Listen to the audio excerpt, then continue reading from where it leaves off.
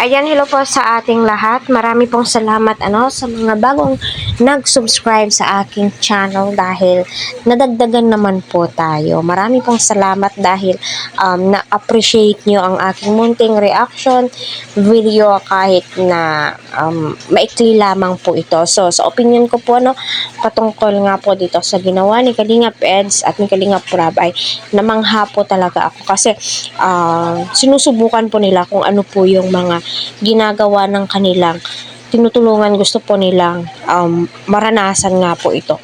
Alam naman po natin si Kalingap Edo ay mahusay, mabait, at saka dedicated sa mga ginagawa po niya.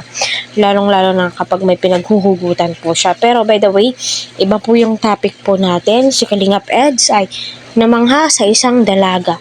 Yes, kamangha-mangha nga po Sino ba naman ang hindi mamamangha sa bus car wash na itong si Julian na kinakaya ang isang oras na paglilinis sa bus,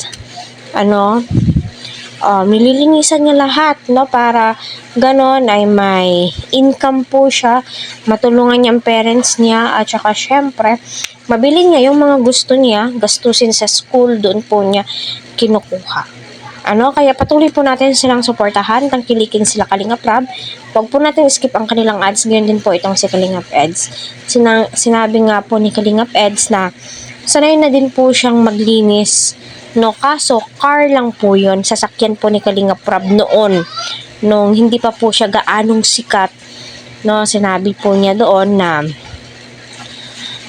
naglilinis po siya ng sasakyan ni Kalingap Rab at hindi po niya inaasahan na may isang dalaga na maglilinis din po pala ng bus, which is si Julian ay hindi po niya kinahihiya kung ano po yung ginagawa niya. Alam naman po natin si Julian, dyan po siya nakilala. Dyan po siya tinatangkilik ngayon ng mga viewers. Nakakahanga naman din po talaga yung mga ginagawa ng mga tinutulungan ni Kalingap Rab at kita po natin na malaki po yung pinagbago ng kanilang buhay. Kaya patuloy po natin suportahan para sa ganun po ay